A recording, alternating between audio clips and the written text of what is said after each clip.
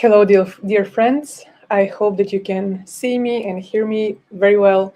My name is Karina, one of the founders of Vodar, and I am super happy to welcome you all in yet another webinar that we do online in partnership with Tennis Europe. So I hope that many people will join us tonight and will share their thoughts and questions on the topic of mental coaching of juniors. This time, for those of you who will join for a third time already, I'll be the only one representing and presenting both companies, Tennis Europe and Vodar, because part of the team of Tennis Europe is managing different events. Right now, it's a pretty busy period for the tennis industry, as you know. And my co-founder, Rudinella, that you know from previous workshops, had to also attend another event related to our work at Vodar. So first of all, let's test a little bit the system. If we have some people online, please type in the comments, hi, or your name or whatever, just so I know that we have some people online already. And I'm ready to start literally in a couple of seconds. So I'm going to give you just the chance to say hi in the chat and also to find it where it is. Please look for the option to chat because we will use it actively for questions and I'd love to hear back from you. So let me start, by the way. I will type here, hi, and let's see if you can see me. So yeah, any reaction would be more than appreciated. And in the meantime, I will share my screen. Hey, Jacqueline. Okay. Hey, Angela. Great. So, hey, Alexander. Awesome. So now I'm going to switch to the other screen and I'm not going to see your comments for a while, but so welcome everyone. Today, our focus is age-appropriate mental training for juniors. So we will talk a lot on how to adapt our communication style and the types of exercises that we do with our players, but also we'll have some advice for the parents so that we can address and take into account the development of juniors' brains and the different processes and big changes that happen in their soul, in their mind, in their hearts while they are growing. So, long story short, what puts us together with Tennis Europe is actually the firm belief that coaches and parents could be the driving force behind the revolution in the tennis industry and in the way we support juniors, the way we teach them mental skills in a very practical, engaging, fun way, protecting their well-being, and that's the highest priority. So my profile in the company, I bring together neuroscience, developmental psychology, and technology into one platform so that we can help coaches to teach mental skills effectively, even if they have no prior experience in sports psychology. We also work very actively with parents, so I hope to see actually many parents among us. This is the first moment actually to get a little interaction with you. So please have a look again in the chat and let me know if you are a parent, a coach, maybe both. I hope you can see. I hope you can see the poll because it's curious for me to know how many people we have. Like, what's the crowd that we have basically, and yeah, it will be interesting for me to learn more about you. And so, in the meantime, here's what we have for today. We already welcomed more than 1,000 people joining our webinars, and I'm super happy that you also joined our community because what really brings us together is this mission around junior mental development. So we have in our community, we have people from over 100 countries already, so we are pretty colorful and diverse community. So the highlights for today's workshop, we will talk a little bit on how to step into the role of being a mental coaching mentor for our juniors. We will talk about developmental psychology, just the basics, and we will see how the right mental coaching approach can really change the whole game for these juniors. And we will also demonstrate some simple drills. And one of the most important things that we would like to share with you today is our 1+1 philosophy that we have at Vodar, which is something that will be left for the very last part of the workshop. So without further ado, our work at Vodar is to help you think about mental coaching in a healthy way so that we don't overthink the concept, so that we don't put barriers in front of ourselves to learn more about mental coaching. But also we talk a lot about the wording and the language around mental coaching so that we can talk about mental coaching with juniors and between ourselves, parents, coaches, and mentors, in a way that's very simple and very human, I would say. And last but not least, we also talk a lot about the tools. So the practical drills, the self-reflection forms, or any other tool that coaches and parents can use on a daily basis so that we can make mental coaching very practical. Because at the end of the day, this is the goal of our work, to make everything practical, well organized, and handy for the coaches. And so today, we start with the reason actually why mental coaching matters now. Because I think that juniors need guidance more than ever for a variety of reasons. More pressure in the industry itself, social media affects a lot their confidence and their sanity, I would even say. So we definitely have to think of new ways to support them so that we can protect their mental health. And that's, again, something that logically leads to a global shift towards mental coaching and mental performance. Many new applications and platforms arise because this is also something that helps coaches to differentiate themselves from other coaches. I think, and from our experience at Vodar, actually parents expect now from coaches to know something about mental coaching, to at least have some practice in that included in the training process. So that's why I think it's the best moment to start talking about mental coaching. And becoming a mental coaching mentor, it's about, first of all, a mindset shift. So to allow ourselves to believe that we can get new knowledge and new skills, and we can support our children, even if we are not psychologists, but just on a very human-to-human basis.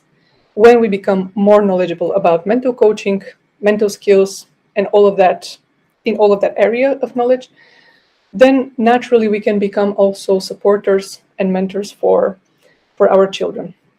The biggest shift, I think, that happens is in the way we communicate with children.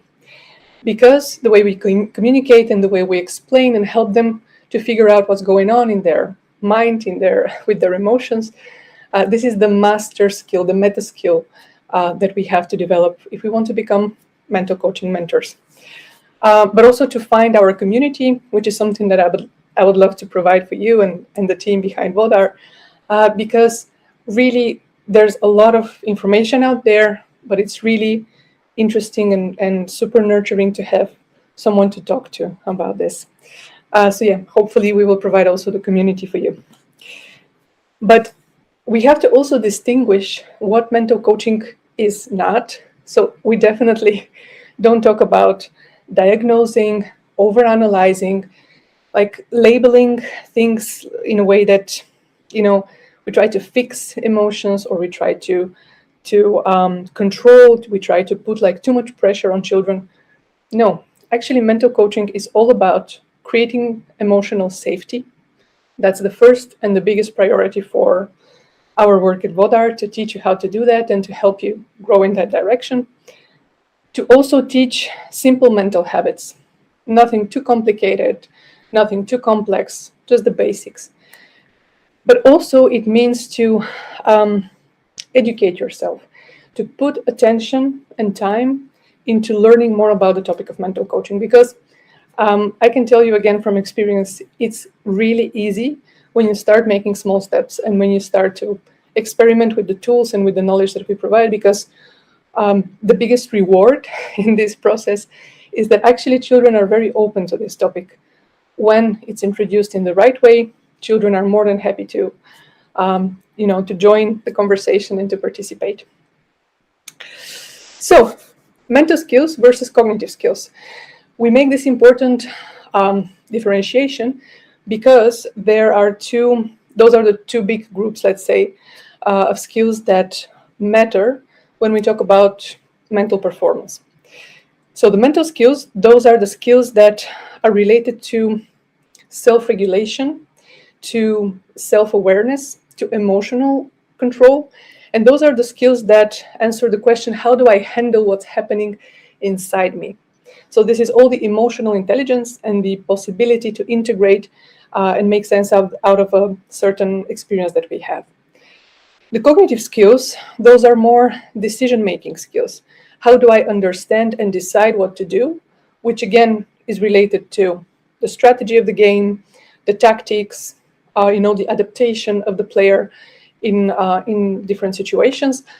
But what we focus more in our work at Vodar are the mental skills. So we talk sometimes about tactical and decision-making skills, but this is something that I believe that tennis coaches are much more experienced in doing that. So our focus is the mental skills. And so mental skills are not something that it's so abstract. It's actually very practical. And the mental performance context consists of several different elements. So what affects the way children feel and the way they perform mentally comes from different factors. What's happening at home, what's happening at school, with their friends, what happens during training and during tournaments. So all of those different contexts and all of these situations are affecting the way children see themselves and the way they develop these mental skills and that emotional intelligence. And the best thing here is that we have a superpower. As coaches and parents and mentors, we can help children to integrate these experiences in a way that serves them. And this is one of the superpowers that we have. So basically that integration means to support them to make sense of what happens to them, both good and bad, during training, at home, at school, whatever, in a way that truly contributes their mental development. So basically we teach them perspective. Integration means perspective. And from very early age up until their late adolescent years, we constantly have to keep teaching them how to look at things and what kind of healthy perspective to have for a certain situation if we want to develop their habits to think positively, or to think, I wouldn't say even positively, but to think in a healthy way and develop these mental skills. So in addition to this workshop, we have a workbook in which you will find powerful integration techniques to help teach perspective. You will also find a little bit of theory around how to teach that, how to do that. But this is something that I'll leave for you to look after the workshop. So from integration to skills, once we help these children to integrate certain experience, that transforms into the actual skills that we're looking for to develop. So the first is awareness. We have to teach them to look inwards and be able to name a certain emotion, being able to identify a certain mental or emotional condition or state of mind, and to have awareness of how they feel, what they think, what's going on in general inside of them. And also another key mental skill is the regulation.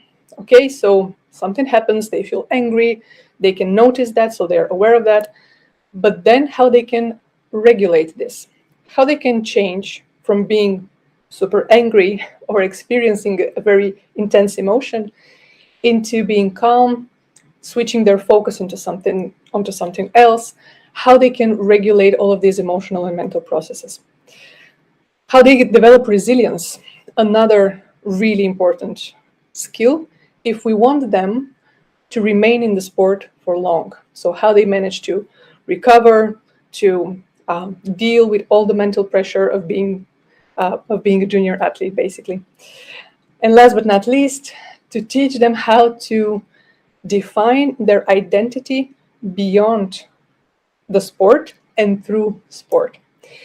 Because I think that, and also from our experience in this period, in the teenage years, for example, when they shape their identity, when they form their identity, it's really important for them to learn that they are not only tennis athletes. And even if they are super ambitious and they want to go and pursue the professional way of becoming a professional athlete, that's not who they are only. That's one part of them.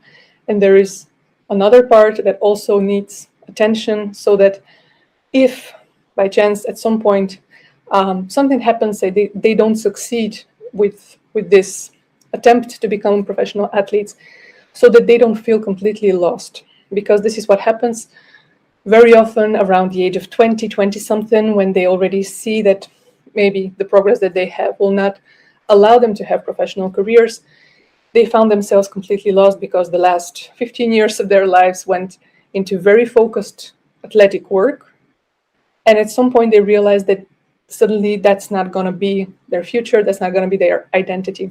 So we have to teach them to build character through sports, but not to identify solely as athletes. And so let's see, actually, in detail, how to do that so that we can respect the biological and the chemical and the neuroscientific knowledge that we already have about the different stages of development so that we can adapt a little bit.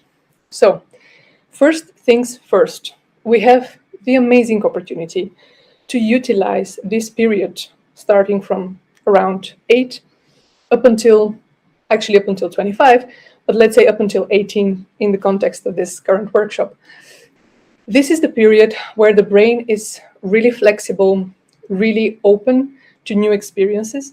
And this is the so-called the neuroplasticity. This is the phenomenon which allows the brain to learn new things, to develop new habits, to actually really form a solid foundation of all the skills and all the resources that these children will need for their adult life.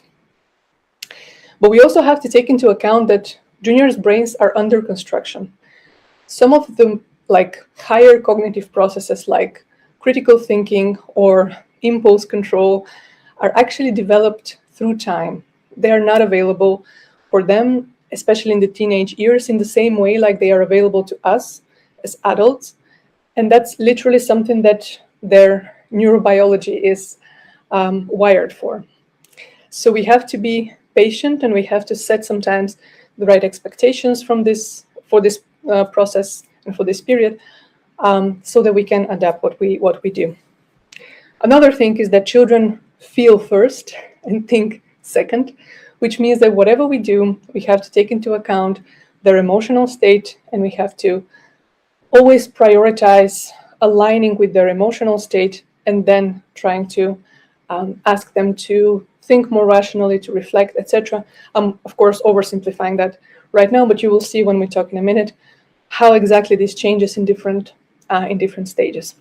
But yeah, neuroplasticity is highest in childhood, which is amazing, and this is why at Vodar we chose to work with juniors, because this is the most fruitful group of athletes that we can possibly think of when we talk about mental skills development. So let's see. First of all, we think about mental coaching, right? Remember, we have to think, talk, and have the right tools for the mental coaching. When we think about juniors under 10, we have to define one and only one clear goal for the entire mental coaching process. And in this case, our goal is to maintain enthusiasm and foster the love for the game. Below 10, we don't put any pressure, we don't stress our children, we put all of our energy and time to make them feel love and joy from the game. That's the most important thing. Because if we fail to do that, it's highly likely for them not to feel so, enthusiastic and motivated to do that. So the goal here is to support them to fall in love with the game completely and to ensure lots of fun, lots of interesting things. Here we have to take into account that their brains are very present focused and they're very highly emotional. They really are influenced by the parents or the adults, and they definitely are afraid to disappoint them. So we have to make sure that whatever we do, we don't show them that they disappoint us. That's something that we would like to avoid. Also, they cannot separate their self-worth from their results.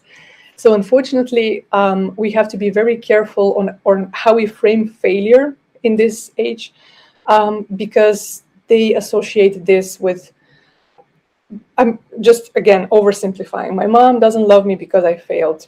And this is something that, again, we have to avoid at any cost because it's an emotional damage that we don't want to do with the children. So the key principles for juniors under 10. At this stage, we actually don't train mental skills. That's not exactly what's happening. We are shaping how they feel and how they experience sport. And so we help them to let go of mistakes, to prioritize fun, to really quickly recover from anything bad that happens on the court, and to have as much fun as possible. So we normalize mistakes. That's something very important. We try to put as much fun and, how to say, really childish way of presenting concepts. No lectures, no theory, no abstracts. They will not work with children under 10. And so, for example, here we have some ideas. So instead of saying focus, which is an instruction that we would give to an adult, we can say, let's see how many balls you can hit over the net in a row, which is something very specific, focused on the present, focused on something that they can imagine. Children below 10 find it harder to comprehend abstract concepts like focus or concentrate or stuff like that, as instructions will not work pretty well. But also to design any mental skills training disguise any mental skills training as a play. For example, breathe like you're blowing out birthday candles before serving, to use a lot of metaphors, images, and make it look as a game. Also in the workbook, you will find some interesting examples on how to teach mental skills through little games. So yeah, you can have a look after the workshop. Now, when we talk about children under 12, so in this period between 10 and 12, we have this initial, formation of abstract thinking. So we can start building awareness and we can teach simple routines. This is the period when we can introduce mental coaching as a concept. And here the biggest priority is to make it in a way that we don't push too much pressure and too much control. We definitely have to develop this feeling with the players that they are more than welcome to reflect on what's going on, like to develop this self-awareness, to explore themselves, but without any judgment, without any judgment. Because this is the period when they start, developing this abstract thinking. They're super sensitive and super emotional still, and also very influenced by their parents or the adults around them. So here we have to teach them to be curious about themselves without judgment. So the key principles that we apply here is we switch their inner light bulb, that's the metaphor that we use, for self-awareness and self-empathy. Because this one, the second one, self-empathy, will be the key for them also to feel comfortable enough going and attending tennis sessions. Because if at some point they are self-reflective but self-criticizing, or they develop these toxic habits of bad, negative self-talk, sooner or later they will decide just not to continue with the sport because the negativity from the sport will be too much and they will no longer enjoy it. So the key principle here is to encourage curiosity and self-exploration, but without any judgment. So in this period, it's crucial to start naming the experiences and naming the emotions. How do you feel? How that makes you feel? To ask certain questions around that, but without the judgment. Also in this period, we can introduce simple routines. So we can, for example, again, not doing this in a very theoretical way with long lectures, etc., but some practical 15 to 20 minutes drills dedicated to mental skills development is something that children can comprehend at this age. And so, for example, in the mobile app that we have, for those of you who don't know, we have a mobile app that provides actually ready-to-use tennis drills for the coaches that they can implement on the court with the children. We have a free demo module, so you can check it out. This particular exercise, Loosen Intensity Combine, this is an exercise that is available in the demo module. So once you download the app, you can see it immediately. And basically, Loosen Intensity Combine is one of the drills that we use to help juniors under 12 to develop this awareness of how the intensity of their of the movement of their feet, for example, can change the way they feel. So they can be both concentrated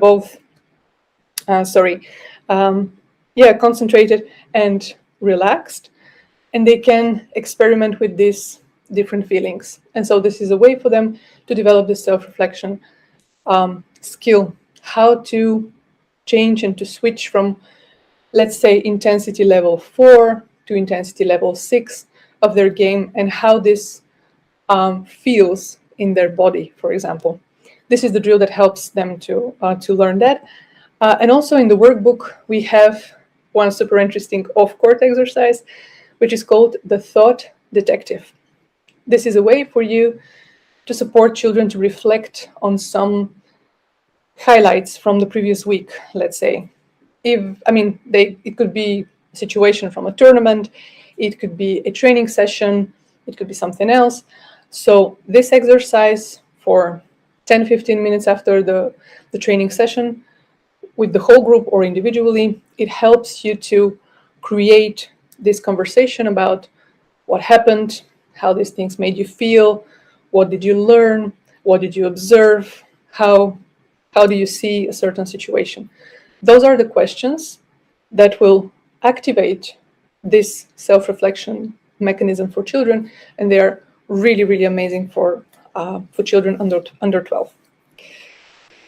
Here is the moment for a quick note.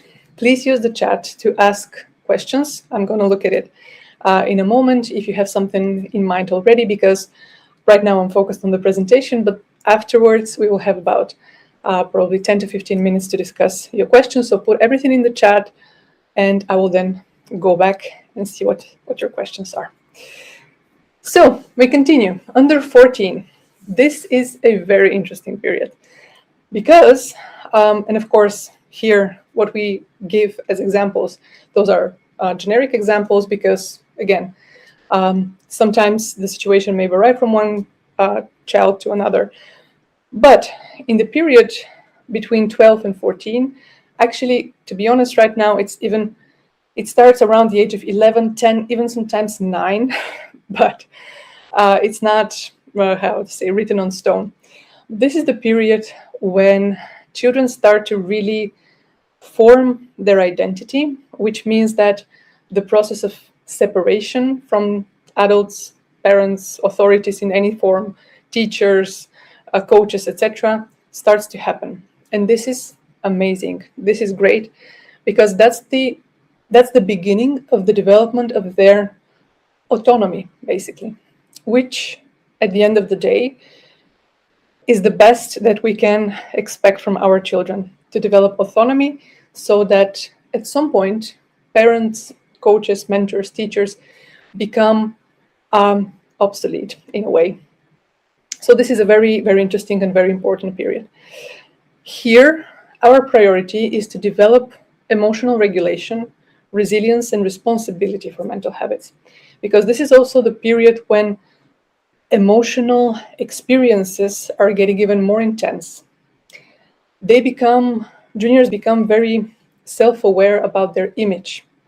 They compare themselves a lot with their peers, and all sorts of pretty intense emotional events starts to happen, including maybe first romantic, quote unquote, feelings, a lot of things that start to emerge in their lives. This is also, from a neuroscientific perspective, this is a very rapid brain reorganization, because of these intense experiences, because of the variety of situations that now they have to go through. Sometimes even in that period, they have to switch from one school to another, especially in the systems in Europe. So it's like a pretty, pretty intense period. And so what we have to take into account here is that the self-criticism and the perfectionism are very high in this period. So we have to address that in a way that, again, we preserve the self-empathy and the loving approach to everything that happens, basically. But also here we have to balance this self-love with some responsibility building. And so this is one very important thing here. The key principle is to encourage responsibility by helping players own both the challenge and the failure and everything that happens and the solution. Because this is the first and the most important step that they will have to make if they want to develop responsibility, ownership, autonomy, and if they want to start maturing in a healthy way. So we teach them to own the challenge, to take responsibility about everything that happens, but also own the solution. So this is the period where we start seeing them as co-creators of their training process, co-creators of the solution of basically of everything. Because only if we invite them to be part of this process, instead of impose on them some strategies and ideas, etc., this is how, again, we keep them we keep them on the court, we keep them in the sport. Because if we try to put too much pressure on them, the natural impulse that they have to question authority will actually lead to, first of all, complete destruction of the relationship that you have with them. It's valid both for parents and for coaches, and ultimately it will actually lead to dropout. Statistically, what the statistic says is that around the age of 14 and 15, that's the age when 90% of players stop playing. That's the period when they realize, oh, hey, this is not for me. They try to understand better themselves, but because we don't change the way we teach them, actually that creates that inner conflict, and it's like, okay, that's not for me. That's no longer part of my identity. We can avoid that if we invite them to be part of the process. Also, here we have to pay attention to protect the connection, the relationship while navigating the shift in authority, because this is the period when we have the chance to really make them feel empowered, that they can find their own solutions. They can be problem solvers. They can solve all of their challenges on the court together with the support of the coach, but they already have enough power and ability and confidence to do it. This is how we have to see them. So in this period, we again normalize struggle, but we also teach them regulation skills. So it's not only about expressing and feeling their emotions or different mental states. It's not only about hitting the racket on the court. It's about what we are doing with all of that emotional information and how we regulate this. And so this is how it happens in practice. Again, one of the exercises that we have in the app, it's called resiliency through physical exhaustion. So this is, again, we push them a little bit more, and we are super okay with the idea that they can handle that, but now they have to develop the skills to really, overcome these challenges. And this is the period when I would say the real mental training starts. So you can check out the exercise in the app, but also we added in the workbook. Sorry, that's maybe not the right slide, but yeah, we have another exercise in the workbook, again related to how to develop resilience and self-reflection for under 14. If you have some questions so far, please let me know in the comments. And we move on to the final age group that we will observed today. So those are children above 15. So this is how we already, let's say that we did our job in the best possible way. This is when we start really helping them expand their idea about who they are and to develop this mental autonomy. So the ownership of the training process and the results and the actually the future steps of their career, of their life, becomes their responsibility much more compared to any other previous period. And so here we teach them pressure management and to really to define themselves beyond tennis.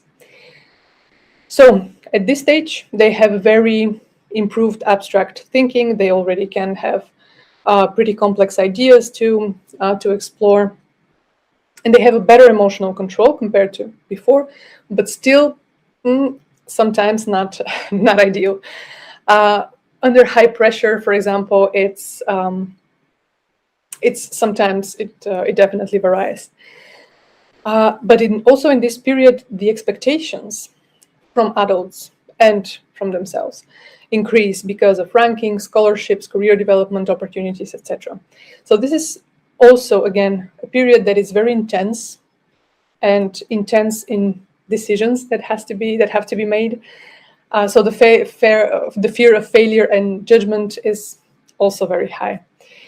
This is also the period that holds the risk of burnout, exactly because of the sudden increase of this complexity. Now, it's not only the training, it's about planning the future. It's about deciding whether he or she wants to pursue a professional career. And this is also something that very often results in over-identification with the results. And this is where we say, no matter what happens, the priority for us at Vodar, and I hope that for you as well, the priority is the well-being of the juniors. The well-being as something that literally is a priority, not just because it's the best for the children, but because this is the best way for the children to achieve the highest results that they're aiming at. If they are burned out, if they are overstressed, of course their performance will be influenced by that. So let's just keep in mind that this is a very, very intense period. So the key principles here is to develop autonomy and strong ownership of their performance, but also to build the confidence, resilience, and the mental toughness to hold all of these challenges in the most healthy way. That's why one of the principles here that we have is that mental health protects performance. Always. Mental health protects performance. There is no single athlete in the history of tennis that deprioritized mental health and left that for last priority that actually succeeded. You can see many burned out players that have sporadic success on the court, but you don't have like long-term athletes that actually remain in the game if they don't prioritize mental health. And that's also the long-term thinking that we develop now together with the players, as coaches and parents. We don't focus on short-term achievements here. We think about the long-term gain. Basically, we think about life beyond sports. And so about that, again, we have interesting practical things in the workbook, including we have a very, very interesting routine, pre-tournament preparation routine that helps you, coaches, 4 weeks prior a tournament to prepare different activities and routines and exercises for the players. So have a look in the workbook. It's super, super handy. And so to finalize this topic of different ages, different age groups, also in the workbook, we have some sort of a checklist what to do in case you have to coach different age groups. But basically, we follow very simple principles. We can do one and the same exercise with children from different ages, but the definition of success of the exercise and the goal that each child, depending on their age, will follow, will aim at, will be different. So for example, for juniors, it might be a very simple, a very simple outcome that we will look for. Let's say for 12 or 13 years will be notice what's the feeling, notice what's the reaction. Then we can have for another even older group to be name the feeling, name the reaction. Then for the oldest would be choose how to respond. So those are just a little bit of a, very basic ideas on how to address the situation if you want to have children from different age groups doing one and the same exercise. So just a second for some hydration.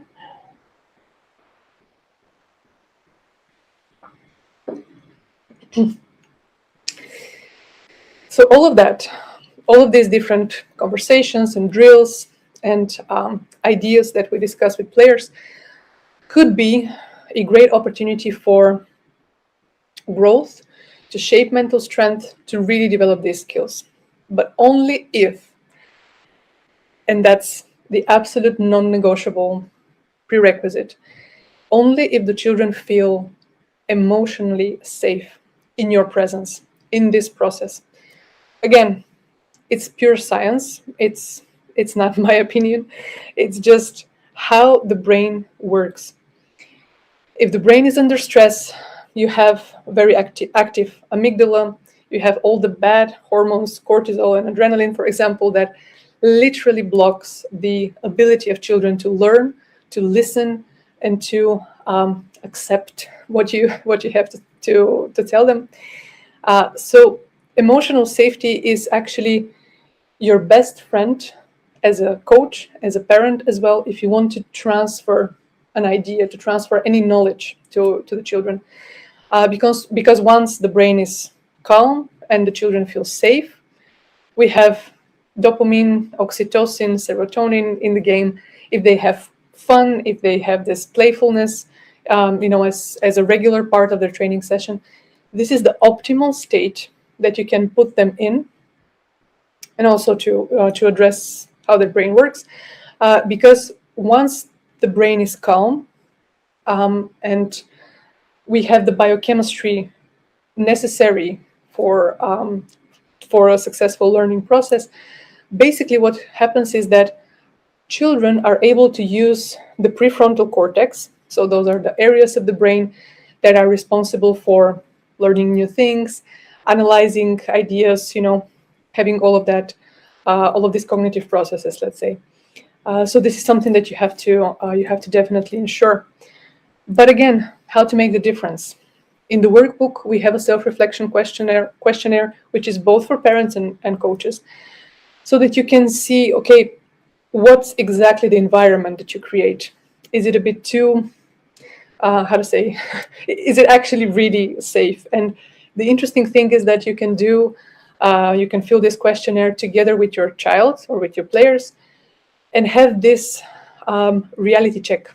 Because sometimes we may think that we create the most loving and nurturing and positive environment, but it's actually really interesting. And that's one of the exercises, by the way, that parents love so much. This is the feedback that they gave us, because this exercise opens the conversation about the relationship between the child and the parent in a new and very interesting way. So in the workbook, you will find also the golden rules on how to create emotional safety, but also this self-reflection tool, which is super interesting. So the workbook is 27 pages with ready-to-use resources. We have some bonus materials that we didn't mention during the workshop. So definitely in the email that I'm going to send to you after this workshop, have a look, download the workbook, share it with friends, have it as a resource really to start a conversation about mental coaching if you still haven't. And another way actually to get in touch with us, we're not yet at the end of the workshop. We have the most important part, 1+1 philosophy, in a moment. But yeah, I'm going to spend a minute on this slide. Please use your phones to scan this code, because one place where we bring all parents from all workshops and coaches also is our WhatsApp community. So you can scan the code, you can join, because very often we share interesting articles, materials, bonus tools, and drills. So we try to keep the community pretty vibrant. So you can join right now. And another way actually to stay connected is through 1+1 philosophy concept. So at Vodar, we believe that the training process is as equally important for the parent and for the coach in a different, like from their own perspectives. But we try to bring them in one space and give them a lot of resources and support so that both of them can participate equally in the process of supporting the children for their mental skills development. And so this is how it looks like. We have this mobile app and we have an online platform. And because of the partnership with Tennis Europe, actually we have the possibility to offer to all the people that join this workshop a very special way to join this community, and we make it in the most affordable way. So this is how it works. First of all, we have the so-called Pro membership. If you go on our website, the Pro membership gives you 12 months of access to our mobile app with training content enough for 12 months of practical teaching mental skills. But also the Pro membership gives you access to another online space, which is called Vodar Mind Labs. It's a different one than the chat community, where we share even more resources. We have other workshops as well. And the 1+1 means that you can purchase one membership and you have another one for free, which means that if you are the parent who would like to be part of this community and you purchase the membership, then automatically the coach of your child also gets access to all those resources, to all the modules in the mobile app, to all the online resources, and vice versa. If the coach wants to take the lead and purchase the membership, then the parent also gets access to it. So they both have access to the same content, the same resources, the same support from our team. And we believe that this is the way to create this really healthy support structure around children, where we are all the adults, we are all united in this one space, and we share the same language for mental coaching. We share the same tools, we exchange ideas, we ask a lot of questions until we figure out on how to support in the best possible way these children. So yeah, as I mentioned, the mobile app has different modules. The content doesn't require you to have any psychology degree or anything like that. It's very simple. And we also have Vodar Mind Labs, another online platform where we have more resources, templates, etc. And this is part of the Pro membership package. Last but not least, what we truly believe at Vodar is that really children, they carry stardust in their hearts. And our responsibility and the biggest honor that we have as the adults around them is to protect that spark and to help them transform that spark into an amazing life, regardless whether this will be in the sports context or in any other career, because the skills that we are teaching them are actually not only mental skills in the context of sports. Those are life skills for self-exploration and for self-reflection that will definitely help them to grow up as amazing adults. And this is what we believe, and that is the best way to support them. So basically, this is what I have for you today, and it's time for the Q&A, and I'm going to now switch to the other window, and we have about 10 minutes to discuss any possible questions that you might have on the content, on what we have in the mobile app or anything else. And I'm going to actually stop the screen share.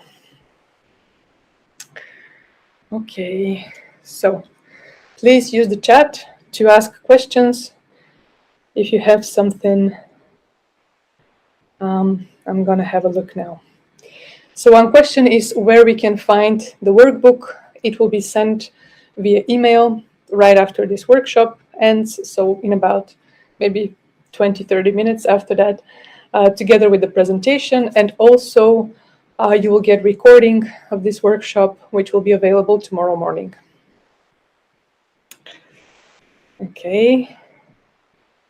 Hello from Serbia. Hey from Serbia. Okay. So guys, until you think about some questions, actually, I will use the time to share actually to ask you another question, because I'm curious to know, okay, how confident do you feel performing mental coaching? So again, look at the polls. I'm curious to know, whether you feel already kind of confident to do something or not so much.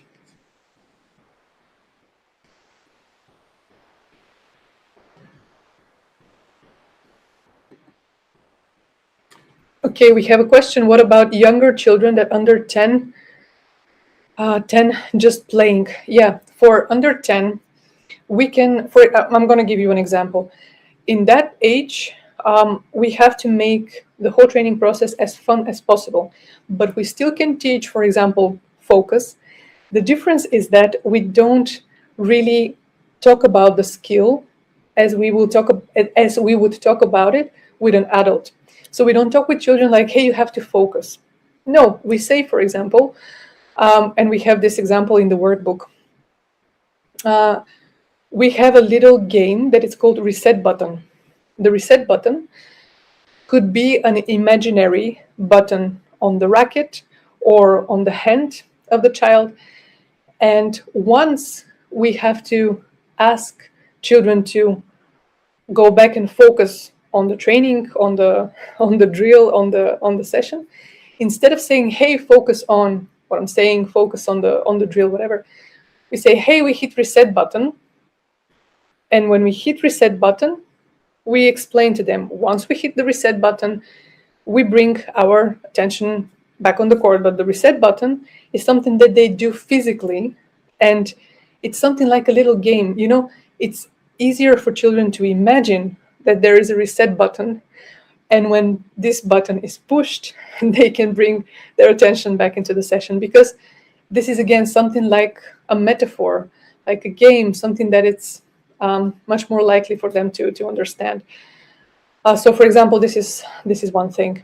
Also, we can teach them simple reflection by asking them, okay, and this is another example from the workbook. How do you feel today? And we use the metaphor of the weather. Do you feel sunny from the inside? Do you feel rainy? Do you feel windy? How do you feel from the inside? And we use this metaphor so that we make a more interesting example that they can find just more interesting. That's the thing. Okay, another question. If a child has mental coach, as a parent should not get too involved. Yeah, I got it. So Jackie, probably you're asking about how to balance and navigate the relationship, and the whole, the whole configuration with the mental coach and the parent and the child.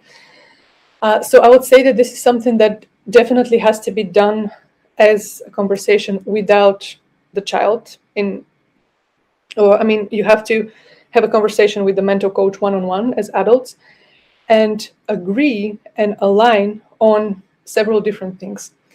First of all, what's the strategy long-term, depending on the goals? I don't know what's the situation. You please feel free to share how old is your child and what's the situation, but you have to agree what's the long-term strategy. The long-term strategy is to solve a particular problem, to prepare for professional career, to optimize certain results so that your child can get a scholarship, whatever it is. You have to have alignment on the strategy. Then you have to have alignment on the key principles. So how much pressure you are both okay, the mental coach and the parent, to put on the child, for example. That's one of the principles. Probably the mental coach has already some kind of professional standards and principles that he or she applies. So you can agree also on what part of these principles are okay for you and what part are not.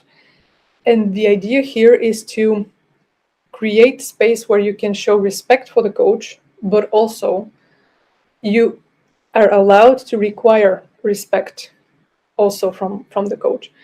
So to have alignment on the principles is important. Then to have alignment on the tools, if possible.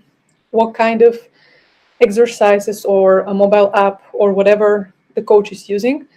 Ideally, and that's one of the reasons why we created this 1+1 philosophy, ideally, parents should also have access at least to the information and the knowledge and the exercises that are used, because that could be a topic for a conversation with the player, and that could be in general something that keeps you informed, keeps you in the loop. But also, I mean, it depends again on the context. You can be very clear and very direct on setting what is important for you as a parent to see in the training process of your child. That's totally okay, I would say. Okay, so we have another 4 minutes. So we have another question. Hey, Ismail, I know who you are. I'm so happy that you are with us. How mental coaching could be applied to the ones started playing tennis recreationally at adult ages? That's a good one. At adult ages, the difference is that actually for adult brains, it's a little bit harder to learn new mental habits, especially like the older we get, the more stable those mental habits and reactions become. Which is, I mean, it doesn't mean that it's impossible for any change, but for adults, the whole process is different because with them, we can discuss abstract concepts on much higher level. We can directly talk about working on the level of their identity, for example. So I'll be more than happy to share with you in a separate conversation, actually, some tips and tricks that we have about adults. But the situation there is harder because, first of all, they have to sometimes unlearn a lot of the not so healthy and beneficial mental habits that they have, and then eventually establish new and healthy ones. And this is hard because, again, it's about their neurobiology. Sometimes really they insist on having certain reactions, especially when we come to anger, if they are super competitive, if they lose a match, for example, they have already a pretty solid habits around all of these events. So it will be harder to work with them on that level. But for sure, you can introduce some of the exercises, even that we have, if you adapt them a little bit in the context of adults. But also, mental coaching for adults happens a lot on the level of conversation because adults can process information and integrate it in a way that's very, very autonomous. So they don't need so much practical exercises on the court, but they can have a very productive conversation one-on-one with someone and then integrate that knowledge in practice, just because they already have this cognitive skills developed. Okay, we have time for one more question, maybe. Just a second.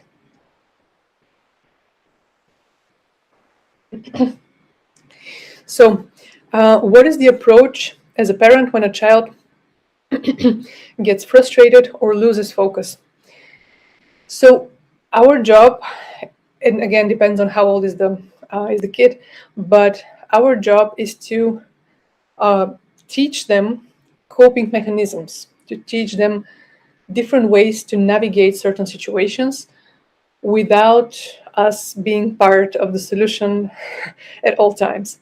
So I don't know. You can definitely share how old is your child, but again, if we follow the advice that we have for different ages, so we can, for example, teach them to observe how when this situation with frustration happens, and if they are old enough to analyze this and to take responsibility for their reactions in the next situation, we can come up with an agreement. For example, we can say, okay, let's say you just lost this match. It was really important, part of the tournament. It was really big, but the frustration and disappointment and all the negativity are part of life of any athlete. So this is one way, for example, you teach perspective. So you say what you are experiencing is super valid and it's part of life of every athlete. So that's maybe one, the first step that we can have, regardless of age, by the way. And then we can eventually open the conversation on how things can be different, but it's very important. Please try to avoid all of these conversations right after the loss, right after the match, right after that. Just wait until the next day, because it's, again, pure science. There is a 24 hours cycle of the biochemistry that is produced in the body, especially after such intense experiences like tournaments, big disappointment or failure. Wait for the next day when you can sit and when the emotion will be with lower temperature, if not like cold already. And then try to activate some analytical thinking, some new decisions that the child can make in the next situation. But in the heat of the situation, if you try to, give some guidance, or if you try to ask some rational explanation or rational thinking, again, biologically, this is really hard for children. If they are experiencing this strong emotion, it's really hard for them to switch from emotional to rational way of operating. So wait for the next day. Also check how you can include, with the coach, of course, how you can include drills and exercises for, for example, for teaching focus. So how children can teach to focus on something that happens inside of them or to an external factor or whatever, but something that becomes part of the training session. Because if we only observe and, we see the consequences of the lack of mental coaching without actually including mental coaching in the training session, there are no quick fixes. We have to make mental coaching part of the training process if we want to solve all of these issues. So that's what I would say. Okay, lovely people. Thank you so much to all of you that joined tonight. I also appreciate that you are interested in the topic of mental coaching. I will send you, as a follow-up email, all of the resources, so the presentation, the workbook, and also access to our WhatsApp community. Please, let's meet there, because we have plenty of other interesting things to share with you. And to be honest, the world of mental coaching for juniors is huge, and all the time we see new discoveries and new information and new ways of doing that. So it's definitely something trendy. And I think that in this crazy world we live in, already everywhere, pretty much in Europe, in the States, in whatever you are, it's a crazy world out there. And children really need our support, because these topics that we address, self-awareness, emotional intelligence, self-empathy, those are the things that are at highest risk because of social media, because of all the craziness in the world. And I truly believe that we are their hope, and we are really in this super privileged role of mentors and supporters and caregivers for these children. So we have to do our job really well and do the best for the kids, because we are their superheroes in a way. So thank you so much for being with us at this workshop. Stay tuned for the upcoming events. Check what we have on the website, vodar.app. And thank you so much for being with us. Have a lovely evening. Bye.